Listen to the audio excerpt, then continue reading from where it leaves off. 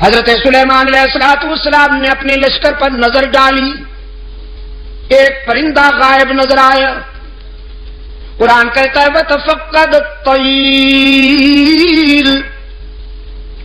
فَقَالَ مَا لِيَ لَا أَرَى الْهُدْهُدَ أَمْ كَانَ مِنَ الْغَائِبِينَ۔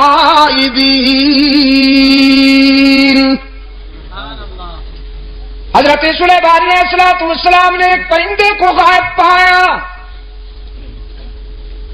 فرمانے لگے کیا بات ہے، مجھے ہدہد نظر نہیں آ رہا، ذرا دیکھو لشکر کے کسی کونے میں چھپا بیٹھا ہے یا پھر میری اجازت کے بغیر کہیں چلا گیا ہے، تلاش کرو۔ یہ ہدہد جانتے ہیں آپ؟ جی کیا فرمایا؟ اچھا ملا چرگا، تمہارے صدقے جاؤں، یہ کب سے ملا بن گیا بھائی؟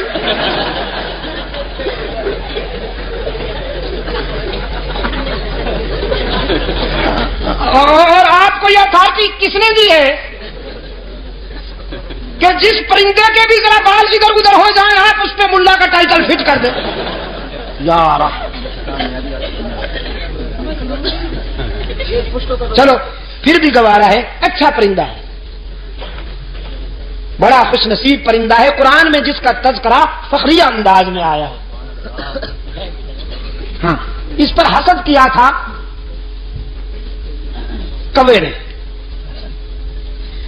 حضرت سلیمان علیہ السلام نے جب اس ہدہد سے پوچھا کہ تمہارے اندر کون سی خوبی ہے،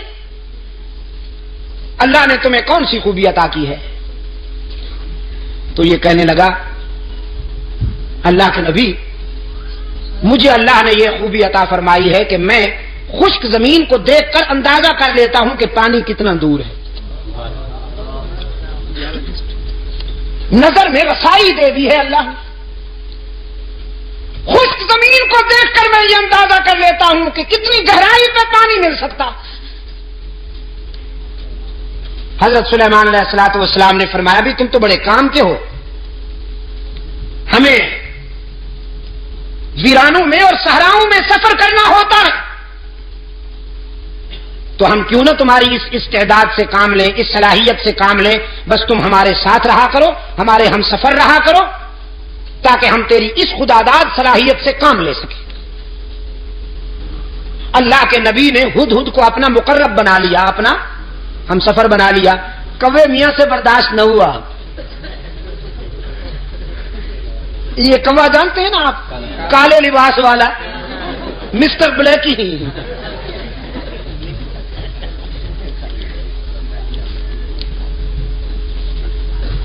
اس جنس سے ایسے فیصلے برداشت نہیں ہوا کرتے۔ اللہ کے رسول صلی اللہ علیہ وسلم نے صدیق اکبر کو اپنے پہلو میں سلا لیا، کبو کو برداشت ہوا نہیں ہوا، بڑی سخت تکلیف ہے بیچاروں کو۔ استغاثہ دائر کر دیا کوے نے ہدہد کے خلاف، اسکینڈل بنا لیا بدبخت نے، کہنے لگا واہ جی واہ، یہ کہتا ہے کہ میں خشک زمین دیکھ کر اندازہ کر لیتا ہوں کہ پانی کتنا دور ہوگا، بالکل غلط ہے۔ میں نے کئی مرتبہ دیکھا ہے کہ یہ جال میں پھنسا ہوا پھڑک رہا ہوتا ہے، اگر اس کی نظر میں اتنی رسائی ہے کہ یہ خشک زمین دیکھ کر پانی کی گہرائی معلوم کر لیتا ہے تو جال کو کیوں نہیں دیکھ لیتا، اس میں پھنس کیوں جاتا ہے؟ عیار تو بڑے ہوتے ہیں نا، یہ لفاظ اور لسان تو بڑے ہوتے ہیں۔ اس انداز خطابت میں استغاثہ دائر کیا کہ سننے والے بھی متاثر ہوئے، کہنے لگے جی بالکل ٹھیک ہے، یہ تو بات واقعی تفصیل طلب ہے، وضاحت طلب ہے کہ اگر ہدہد پانی کی گہرائی کو دیکھ لیتا ہے تو زمین کے اوپر جو جال تنا ہوا ہوتا ہے اس کو کیوں نہیں دیکھ لیتا؟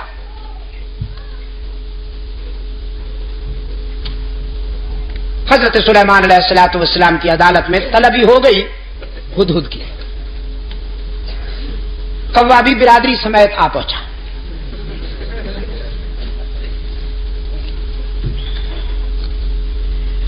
حضرت سلیمان علیہ السلام نے کوے سے کہا اپنا استغاثہ بیان کرو،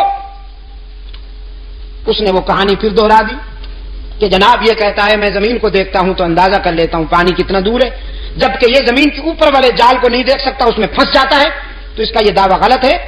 خلافت اس کو نہیں، ہمیں ملنی چاہیے.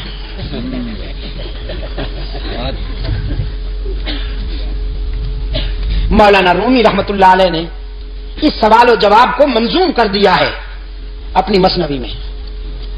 مجھے افسوس ہے کہ وہ پوری تو مجھے نہیں آتی، ایک دو شعر حافظے میں رہ گئے ہیں، وہ عرض کر دیتا ہوں.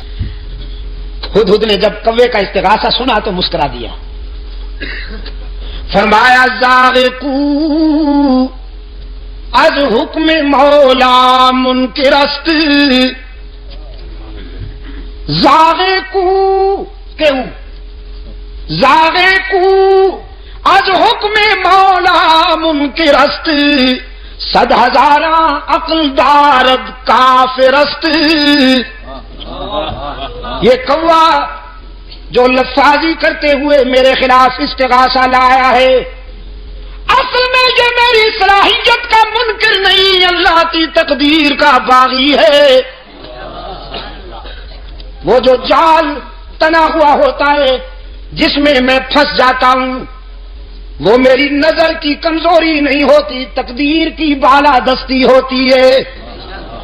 من ببینم دام را اندر ہوا، من ببینم دام را، میں ہوا کی اڑانوں میں جال کو دیکھ سکتا ہوں، لیکن تقدیر کی بالادستی میرے شعور پہ پردے ڈال دیتی ہے. دیکھتا تو ہوں لیکن سمجھ نہیں پاتا، بالآخر جال میں پھنس جاتا ہوں. وہ میری نظر کی کمزوری نہیں ہوتی، اللہ کی تقدیر کا فیصلہ ہوتا ہے. سلیمان علیہ السلام نے فرمایا اخرج انک رجیم، دیکھو نکل جا، بکواس کی ہے تو نے، اللہ نے جب یہ استعداد عطا کی ہے تو تجھ سے برداشت کیوں نہیں ہوتی. کوے نے کہا جی جاتے ہیں، ناراض کیوں ہوتے ہیں؟ جاتے ہیں ناراض کیوں ہوتے ہیں؟ وہ نکل جاؤ نا. جاتے ہیں جی، احتجاج کرنے کی تو اجازت ہے، پروٹیسٹ تو کریں، ہم ذرا تحریک تو چلائیں آپ کے اس فیصلے کے خلاف. سلیمان علیہ السلام نے فرمایا قیامت تک چیختے اور چلاتے رہو گے، تمہارا منہ بھی کالا رہے گا، تمہارا جسم بھی کالا رہے گا. حسد کے مارے ہمیشہ حسد کے اندھیروں میں ڈوبے رہتے ہیں. اللہ جنہیں اپنے فضل و کرم سے نوازے وہ پیغمبر کے پہلو میں سوتے رہتے ہیں.